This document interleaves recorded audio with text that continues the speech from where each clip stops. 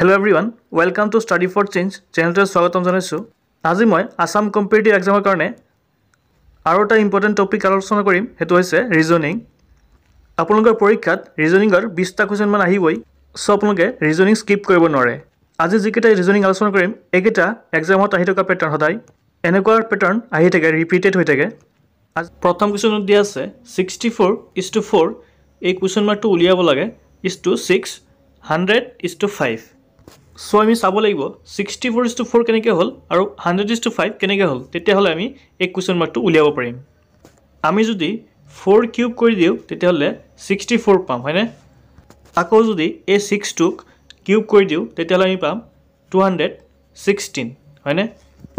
অপশ্যনত 216 দিয়াও আছে, কিন্তু আমি যদি এই 5টোক কিউব কৰোঁ তেতিয়াহ'লে পাম 125, কিন্তু ইয়াত দিয়া আছে অকল 100। সো আমাৰ এই প্যাটাৰ্ণটো ফলো কৰা নাই। সো আমি এতিয়া বেলেগ সিস্টেমত চাব লাগিব। আমি যদি 4ক স্কয়াৰ কৰি দিওঁ হৈছে 16, 16 যদি আমি 4 ইনটু কৰি দিওঁ তেতিয়া আমি পাম 64। আকৌ এই 5টোক যদি আমি স্কয়াৰ কৰি দিওঁ আমি পাম 25। আমি ইয়াত 16 লগত 4 ইনটু কৰিছোঁ, সো আমি এতিয়া 25 লগত 4 ইনটু কৰিম, ইনটু কৰিলে 100 পালোঁ। আকৌ এই 6টো যদি আমি 6 স্কয়াৰ কৰি দিওঁ পাম 36, 36 লগত আমি যদি 4 পূৰণ কৰি দিওঁ তেতিয়াহ'লে পাম আমি 144। সো এই প্যাটাৰ্ণটো মিলিছে তিনিটা ক্ষেত্ৰতে। ইয়াত 64 পালোঁ, ইয়াত 100, ইয়াত 144 অপশ্যনত দিয়া আছে। সো ইয়াৰ শুদ্ধ আনসাৰটো অপশ্যন নম্বৰ সি 144। নেক্সট কুৱেশ্যন, এনেকুৱা প্যাটাৰ্ণৰ কুৱেশ্যন আজিকালি বহুত দিয়া হৈছে এক্সামত। এনেকুৱা প্যাটাৰ্ণ দিয়া থাকিলে আপোনালোকে সৰু সংখ্যাৰ পৰা এই ডাঙৰ সংখ্যাটো কেনেকৈ হ'ল, এই মাজৰ লাইনটো কেনেকৈ হ'ল সেইটো উলিয়াবলৈ চেষ্টা কৰিব অকল। প্ৰথম লাইনটো আৰু এই দ্বিতীয় লাইনটো কি কৰিলে এই মাজৰ লাইনটো এনসাৰটো ওলাব, এইটো কৰিব লাগিব সিস্টেমটোত। সো প্ৰথম লাইনত দিয়া আছে 343 ডাঙৰ নম্বৰটো, এই নম্বৰটো আমাৰ উলিয়াব লাগে।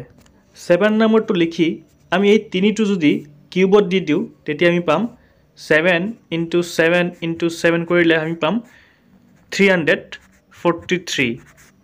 আকৌ লাষ্টৰ লাইনটোৰ পৰা 256 ওলাব লাগে।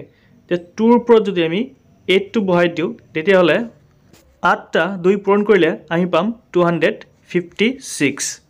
এই দুটা প্যাটাৰ্ণটো মিলি আছে। এতিয়া থাৰ্ডটো চাব লাগিব। 5ৰ ওপৰত যদি আমি 4 বহাই দিওঁ 4টা 5 পূৰণ কৰিলে পাম আমি 625। সো অপশ্যন নম্বৰ ডি দিয়া আছে 625। সো এই প্যাটাৰ্ণটো শুদ্ধ হয়। নেক্সট কুৱেশ্যন, এইটো নাম্বাৰ সিৰিজৰ ৰিজনিং। এই কুৱেশ্যন মাৰ্কটো উলিয়াব লাগে। এতিয়া আমি চাব লাগিব 5ৰ পৰা 8 কেনেকৈ হ'ল, 8ৰ পৰা 16 কেনেকৈ হ'ল, 16ৰ পৰা 19 কেনেকৈ হ'ল, এইটো সিৰিজ চাব লাগিব। সো 5 আৰু 3ৰ মাজত গেপ হৈছে 3, আৰু 8 আৰু 16ৰ মাজত গেপ হৈছে 8, আকৌ 16 আৰু 19ৰ মাজত গেপ হৈছে 3, আকৌ 19 আৰু 13ৰ মাজত গেপ হৈছে 19। সো এই প্যাটাৰ্ণটো চাব লাগিব কেনেকৈ হ'ল। প্ৰথম সংখ্যাটোৰ পৰা 3 বাঢ়িছে আৰু দ্বিতীয় সংখ্যাটোৰ পৰা ডাবল হৈ গৈছে। এইটো 8ৰ পৰা 16 হৈ গৈছে, আকৌ 16ৰ পৰা 3 প্লাছ কৰি 19 হৈছে, আকৌ 19টো ডাবল হৈ গৈছে 38 হৈছে। সো 38ৰ পিছত ইয়াত 3 প্লাছ হ'ব, হয়নে? 38ৰ লগত যদি 3 প্লাছ কৰোঁ আমি পাম 38, 39, 41 পাম, হয়নে? যিহেতু এই ছেকেণ্ড নাম্বাৰটো 8, 19 নাম্বাৰটো ডাবল হৈ গৈছে, সো 8টোৰ লগত যদি আমি ইনটু 2 কৰি দিওঁ পাম আমি 82। সো প্যাটাৰ্ণটো মিলি আছে। সো ইয়াৰ শুদ্ধ আনসাৰ হৈছে অপশ্যন নম্বৰ পি 41। 41 নম্বৰ ইয়াৰ শুদ্ধ আনসাৰ। নেক্সট কুৱেশ্যন, এই কুৱেশ্যনটো দিয়া আছে LAST পৰা NCQR কেনেকৈ হ'ল, CAKEৰ পৰা ECIC কেনেকৈ হ'ল। সো জাম্পটো উলিয়াব লাগে। এনেকুৱা লেটাৰ প্যাটাৰ্ণ দিয়া থাকিলে আপোনালোকে লেটাৰবিলাক কিমান নম্বৰ পজিশ্যনত আছে সেইবোৰ লিখি ল'ব। এলৰ পজিশ্যনটো হৈছে 12, প্ৰেমত পৰি গ'লে 12 বাজি যায়, সেইটো মনত থাকিব। এল দি লাভ দি মনত ৰাখিব। এৰ পজিশ্যন হৈছে 1, আৰু এছৰ পজিশ্যন আৰু টিৰ পজিশ্যনটো মনত ৰাখিবলৈ আপোনালোকে টি দি T20 মনত ৰাখিব। T20 ইয়াত 20 লিখিব আৰু ওপৰ আগত 19, এছটো 19 হৈ যাব। এনৰ পজিশ্যনটো হৈছে 14, আৰু চিৰ পজিশ্যন হৈছে 3, কিউৰ পজিশ্যন হৈছে 17, আৰু আৰ পজিশ্যন হৈছে 18। আৰটো মনত ৰাখিবলৈ ৰাইটটো ভোট মনত ৰাখিব। 18 ইয়াৰ্ছ হ'লে ভোট দিব পাৰি, এইটো 18 লিখিব আৰৰ ঠাইত, আৰু আৰ কি হৈছে 17। তাৰপিছত কেকৰ চি হৈছে 3 নম্বৰ পজিশ্যন, এ হৈছে 1 নম্বৰ পজিশ্যন, কে হৈছে 11 নম্বৰ পজিশ্যন, আৰু ই হৈছে 5 নম্বৰ। তাৰপিছত ই হৈছে আকৌ ইয়াত 5 চি হৈছে 3 আৰু আই হৈছে 9 আকৌ চি হৈছে 3 এতিয়া আমি চাব পেটাৰ্ণটো কেনেকৈ হৈছে 3 ৰ পৰা 5 হৈছে এটো 2 বাঢ়ি গৈছে আকৌ 1 ৰ পৰা 3 হৈছে একাত +2 হৈছে আকৌ 11 ৰ পৰা 9 হৈছে মানে -2 হৈছে আকৌ 5 ৰ পৰা 3 হৈছে ইয়াত -2 হৈছে এতিয়া প্ৰথমটো চাব লাগিব এটোৱে 12 ৰ পৰা 14 হৈছে তাৰপিছত আকৌ 1 ৰ পৰা 3 হৈছে +2 হৈছে 19 ৰ পৰা 17 হৈছে -2 হৈছে 20 ৰ পৰা 80 হৈছে 18 হৈছে সো এটো -2 হৈছে প্ৰথম দুটাত +2 হৈছে এটোটো +2 হৈছে এটোটো +2 হৈছে আৰু লাষ্টৰ দুটাত -2 এটোটো -2 হৈছে সো ওপৰৰ প্যাটাৰ্নটো যদি মিলিছে তেতিয়া হলে তলত উলিয়াব দিয়া প্যাটাৰ্নটো সেম হ'ব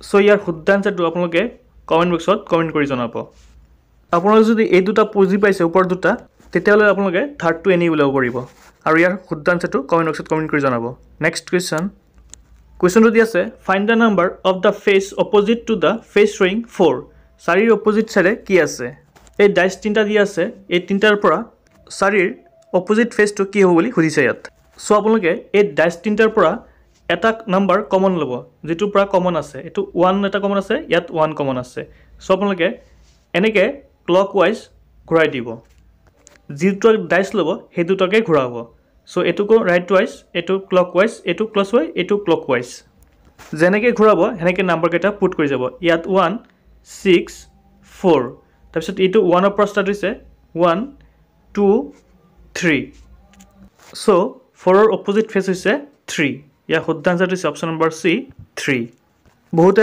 ক'ব ইয়াতো 6 আছে ইয়াতো 6 কমন আছে বহাই দিলে তো হৈ যাব পাৰে সো আপোনালোকে বহাই চাব 6 ৰ যদি বহাই দিও ইয়াত 4 1 আকৌ ইয়াত 6 ৰ ইয়াত ক্লকৱাইজ ঘূৰাই দিলে 6 5 4 এতিয়া চাব ইয়াতো 4 ৰ অপোজিট 5 এতিয়া 1 ৰ অপোজিট 4 হৈছে সো এটা ডাইসৰ দুটা অপোজিট থাকিব নোৱাৰে সো এই প্যাটাৰ্নটো ৰং আপোনালোকৰ ইয়াৰ শুদ্ধ আনসাৰটো এনেকে শুদ্ধ নেক্সট কোৱেশ্চন এনেকুৱা লেটাৰ দিয়া থাকিলে ডাইৰেক্ট আপোনালোকে নাম্বাৰটো বহাই দিব কিমান নাম্বাৰত আছে পজিশনটো এফ আছে 6 নম্বৰত পি আছে 16 নম্বৰত আই আছে 9 নম্বৰত এস আছে 19 নম্বৰত এল আছে 12 নম্বৰত ভি আছে 22 নম্বৰত এতিয়া চাব লাগিব 6 ৰ পৰা 16 9 19 12 কেনেকৈ হ'ল এতিয়া চাব 6 ৰ পৰা 9 হৈছে এটা +3 বাঢ়িছে আকৌ 16 ৰ পৰা 19 হৈছে +3 বাঢ়িছে আকৌ 9 ৰ পৰা 12 হৈছে +3 বাঢ়িছে 19 ৰ পৰা 22 হৈছে